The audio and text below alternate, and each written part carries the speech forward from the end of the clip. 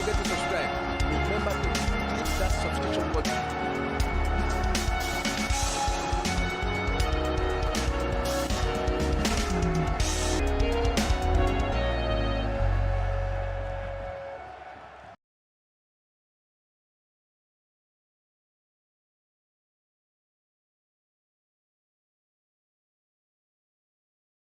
Oh, and another goal for Super Eagle. This is Premier Sports Center. I need it anywhere. Don't forget to subscribe. Remember to hit that subscription button.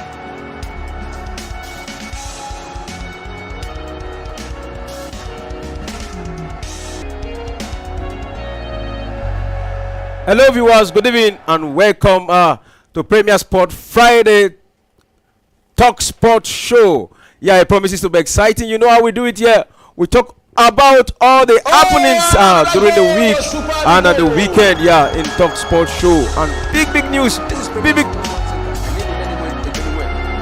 to dissect some of those information and to throw more light into those information. Today's Talk Sport Show promises to be exciting as we have another expecting match to be started any moment from now. That is the big match between Mike Tyson versus Paul. We'll be here to talk about those matches too. Yeah, so don't go nowhere. I'm not alone to talk about all the happening here. Well, I have with me the big analyst himself, Doki, welcome to the studio. Good evening and thank you for having me here tonight.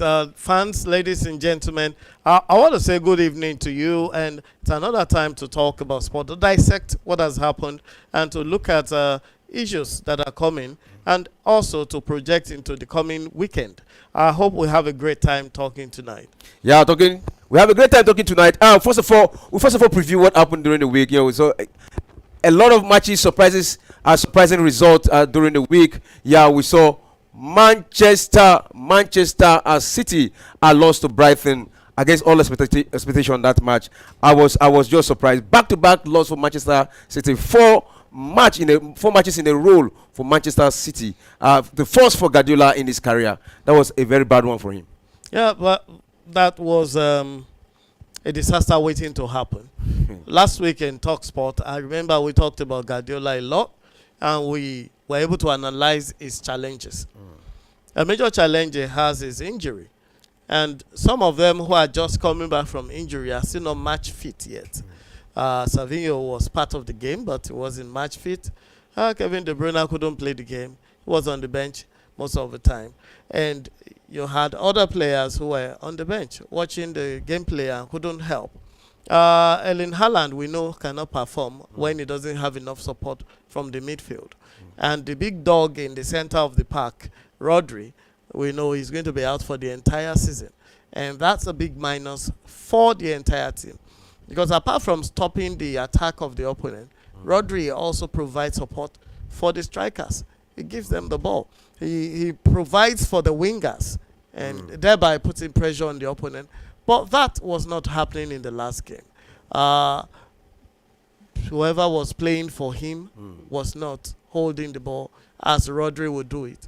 Kevin De Bruyne was missing. So was Doku missing.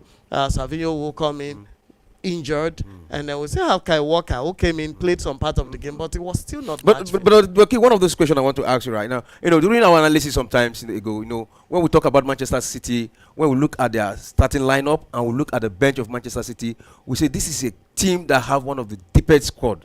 You know, they have depth of squad. Yes. You understand? You know, but right now it's like. What is actually happening is actually revealing the emptiness of their depth of squad, because just talk about De Bruyne out and Rodri out and all this disaster is happening. Oh no, it's not just De Bruyne and Rodri. There are a lot of them out, and remember that Ederson just came back too, and look at their defense. They have just one or two defenders. It was just Nathan Ake that was one of those starters. In fact, Ake has been a substitute recently with Diaz starting in the defense line, but Ake had to start, and the regular defenders were not there. Kyle Walker was not there in 3 of those 4 games. Let's not forget Doku in front. Doku is a super important player. So also is Kevin De Bruyne. These are the players that make Man City up. You can't expect Hudogan to hold the midfield like Rodri will hold the midfield. And you can't expect Bernardo Silva alone to perform up front. Foden was exposed because a lot of them covers for Foden. They actually cover for Foden most of the time, but it was really, really exposed in that game. In these past few games. And you can see that Foden alone can't do much by himself. And Haaland was shooting blanks too. He had penalty kicks and he was losing penalty kicks. So those could have saved the day, but they never happened. So, well, as much as I don't want to put so much on Guardiola because we know what he can do and what he has done over the past 15 years or 16 years. These 4 games cannot make us change our position about the prowess and the abilities of Guardiola. However, we still have to blame it on injury woes and even those who just came back not fitting into the game yet. But it was a crisis that was waiting to happen. All right, talking about Guardiola, yeah, his contract will be expiring at the end of the season, you know. And he has yet to let the press know if he will accept, you know, maybe resign another contract for Manchester City. Yeah. You know, he has been silent over it. He don't want to talk about it. You know, and do you see him? Do you see him? You know, staying as Manchester City coach? Guardiola has done everything for Man City. He has spent this is 7th season, I think. And he has won the league 6 out of his 7 seasons. Isn't that fantastic? That's fantastic. That's crazy. Super fantastic. 6 out of 7 seasons in the Premiership. That's crazy. He has won the Champions League. He has won FA. He has won Carabao. What's it waiting to win again in City? He could be looking at building a legacy for City. Like, let's develop the academy. Let's grow them into the full team. Let's bring out a super squad. Let's continue to work with the academy and produce a legacy in City. Create a pattern for them. But in case of too much pressure, he doesn't have any stake to wait. Honestly, he can go and replicate what he has done in City somewhere else. There are so many clubs that have money bags backing them, but they don't have the right coaches.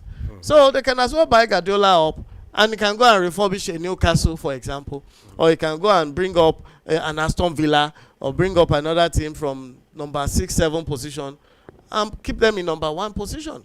So if he's locating another good challenge with enough resources and a good management, I think Guardiola may just not stay at City.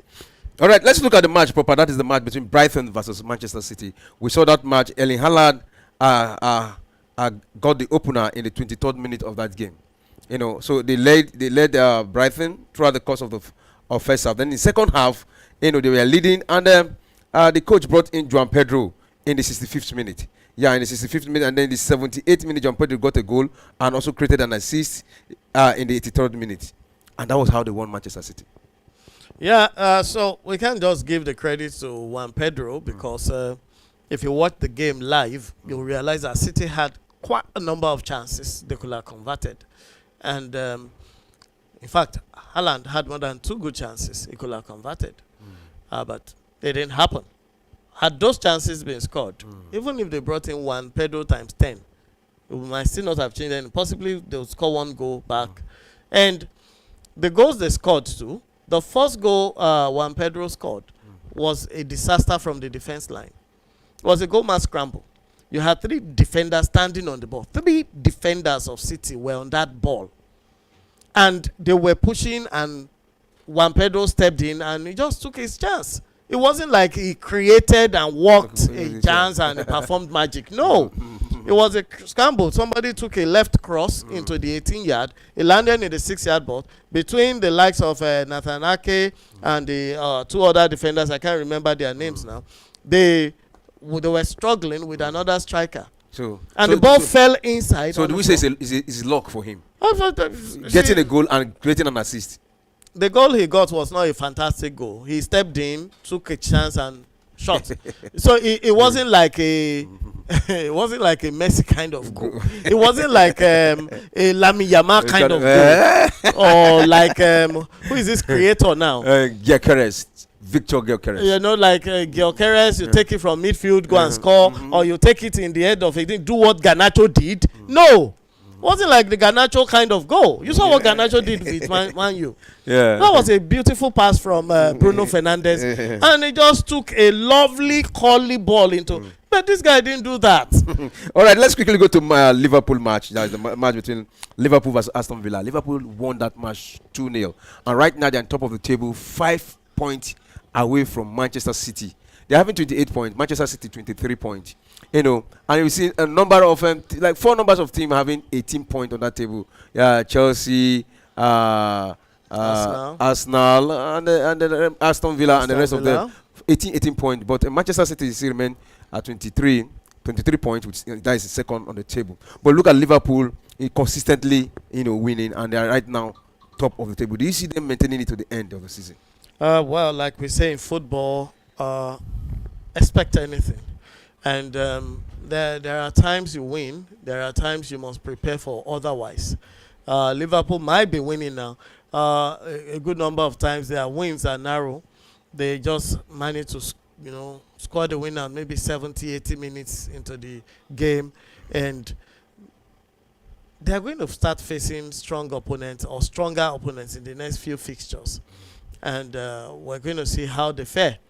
However, we know that there's no team that keeps winning forever. You will get to a point where your unbeaten is destroyed. Like City now got all their unbeaten destroyed. 41 or 38 unbeaten destroyed.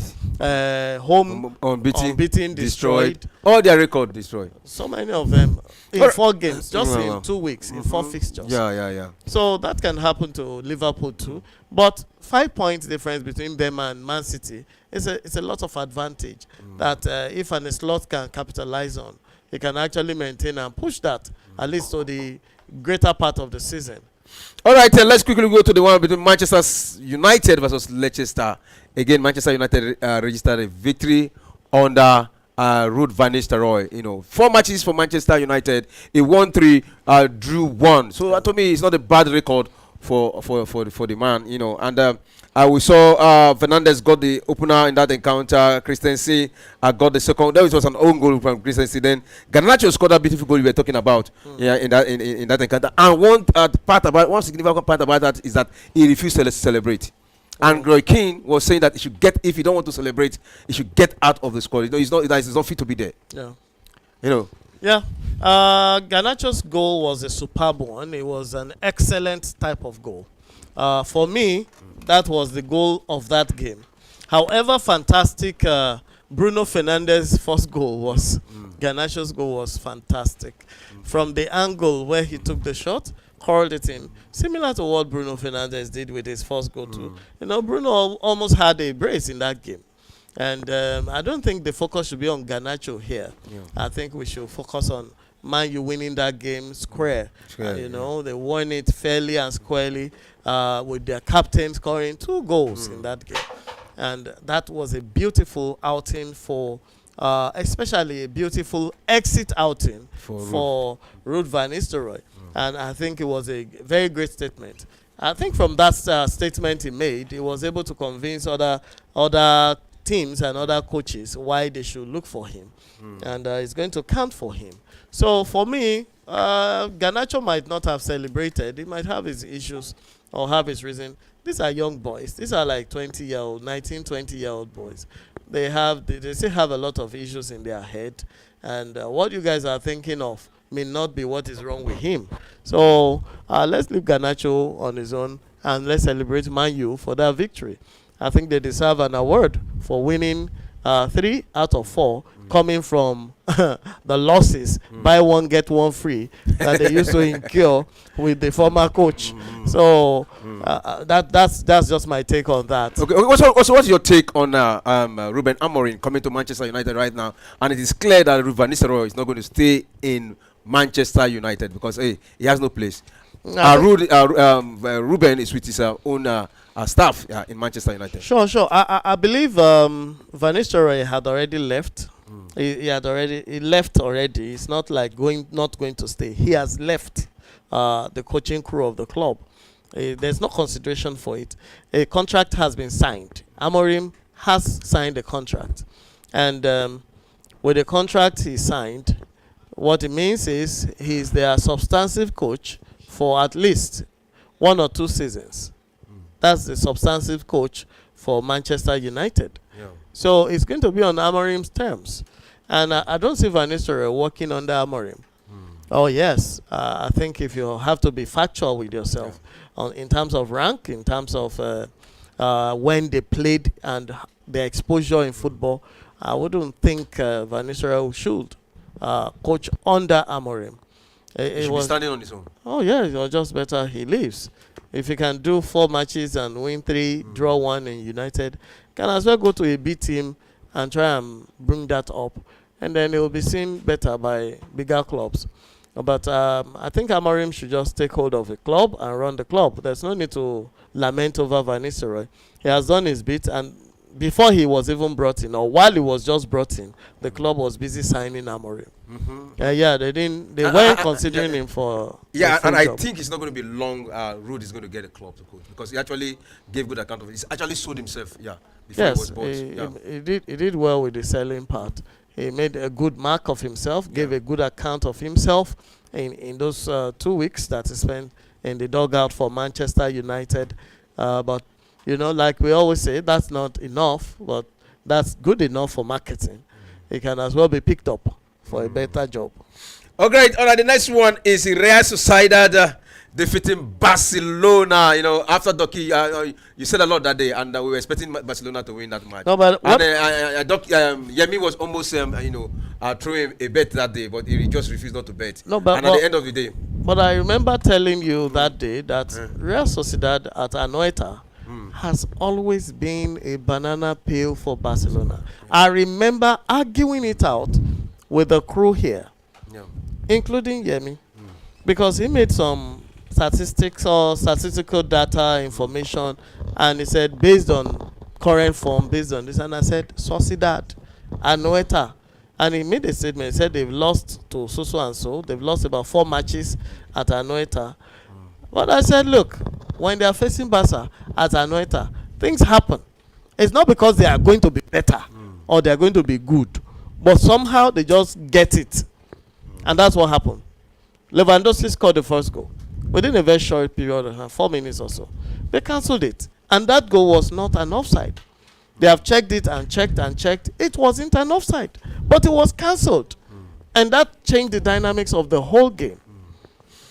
All right, we are having Yemite in the studio right now. What a time for Yemite to be in the studio when we're talking about Real Sociedad versus Barcelona. Yeah, it's something so sweet and interesting that a Barca fan can be so down to earth and be so humble, and it's like the law of gravity. What goes up must come down. So if you raise your shoulder, very soon the shoulder will be pain you, so you bring it down. So I think Barca fans are now back to planet Earth, and they keep singing songs of complaints here and there whenever they lose.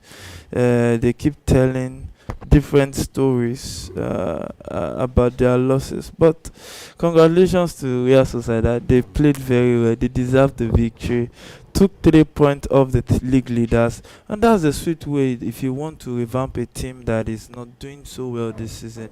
Apart from the banter, they really came out against, but Barcelona missed Lamine Yamal. It was so obvious that a big club like Barcelona could miss a 17-year-old boy, and will find it hard to replace him or do the role he plays on the field of play. I think they really miss him.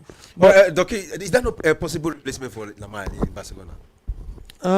Because of Yamal and Ferran Torres is out as well, and you can't have Rafinha, who is being converted to more of an assist striker than a winger right now. You can't have him run the assist striker position or the attacking striker position, and at the same time play the wings of Lamine Yamal. Invariably, Hansi Flick is not basing his effort on wing play right now. Like I said, that match happened because it was supposed to happen. Because Barca had their chances, they created their chances, they could have scored. There was a particular one that was just one-on-one, bullied off the post and out like that. So some of those chances could have converted. Rafinha had a very clear chance to blundered it, etc., etc. So because of all these misses and all these errors, you're bound to come out and say yes, Barca lost. But you see, Real Sociedad, let's take it to planet Earth. Real Sociedad cannot match Barca when it comes to normal gameplay. They are not on the same level. Yes, anybody can beat anybody. Madrid lost to, was it Alaves or Villarreal? So that can happen. But even Villarreal is in the third position right now. But Sociedad is not anything close to third or fourth position. So Barca should have won based on the books. But there's something about rivalry, especially with records. There are some rivalry positions that you can't just wish away. Barca going to Anoeta has always been a problem. They usually go there with their hearts in their mouth because something may just happen.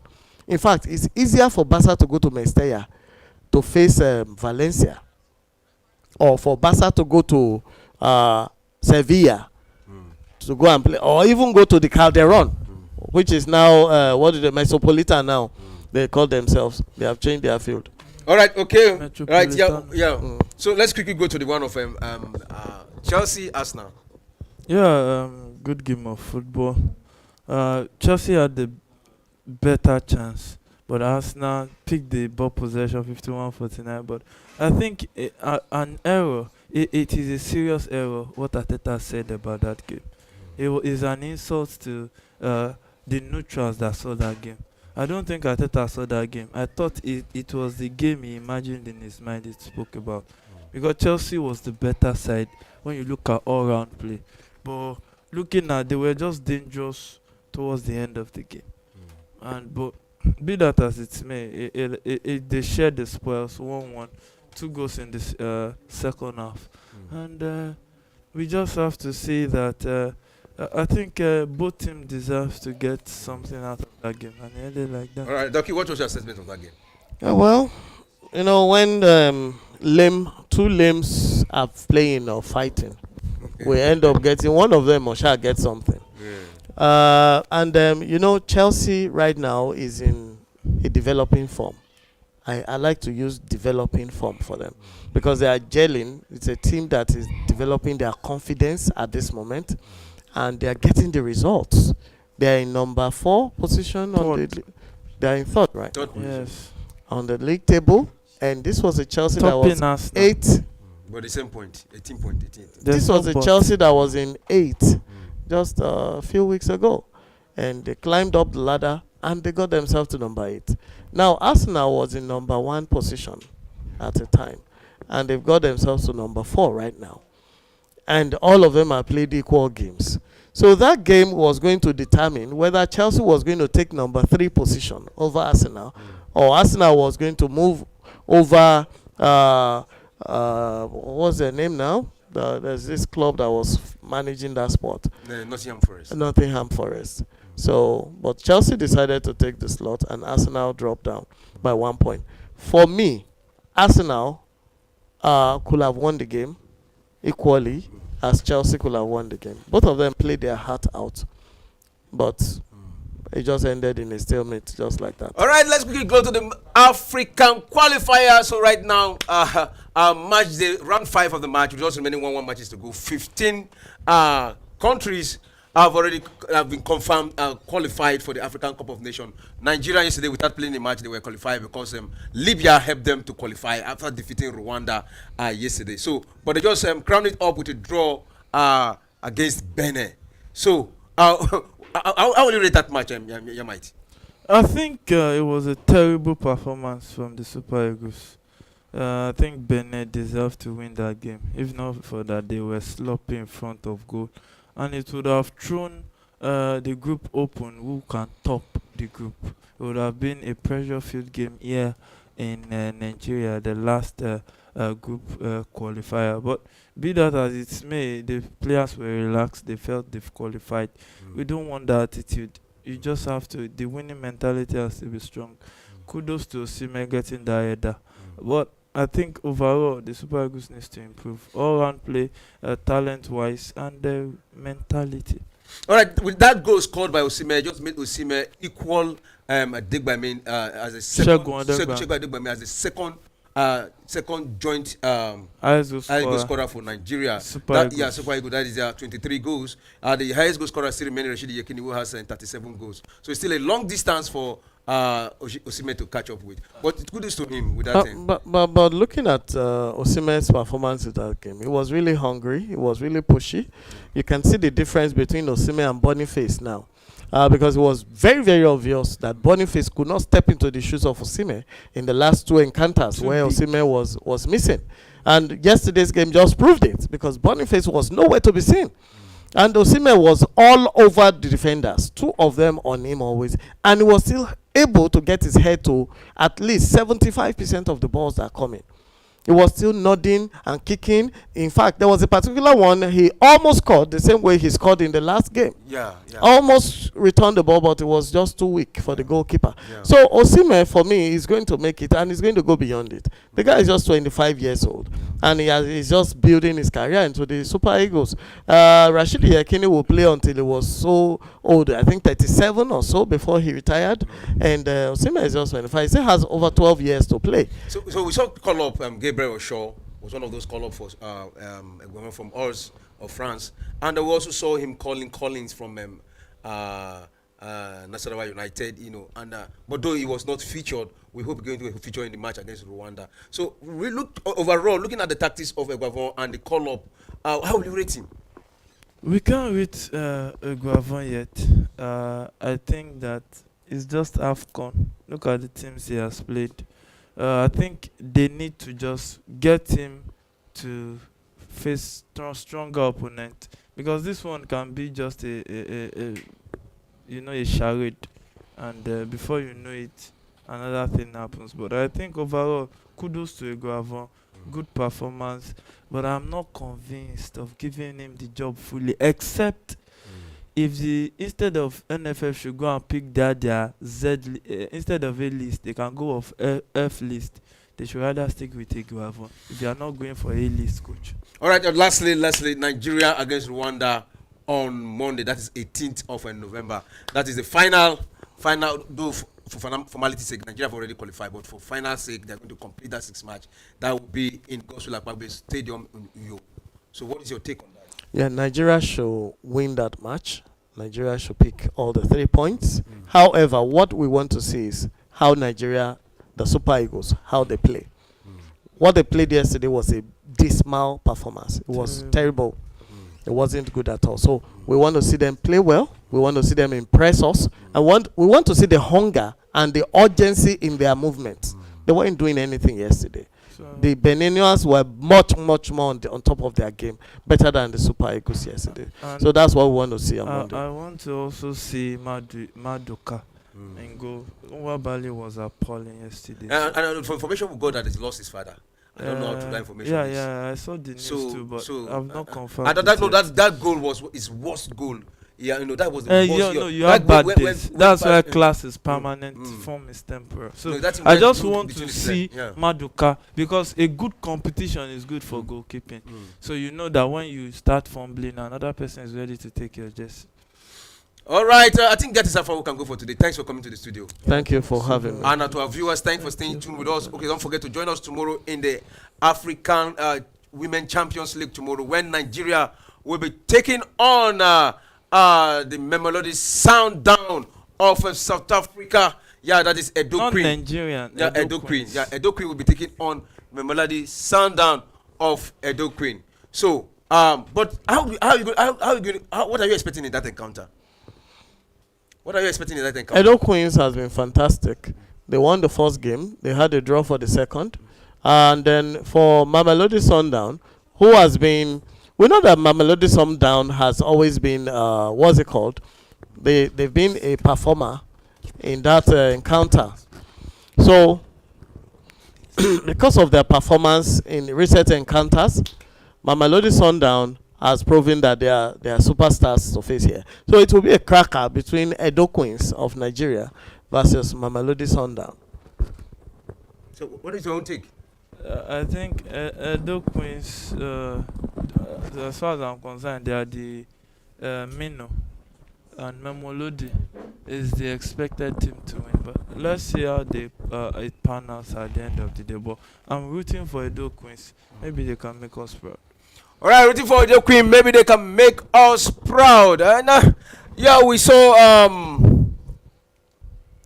the Mamelodi Sundown. Won their last match 5-0.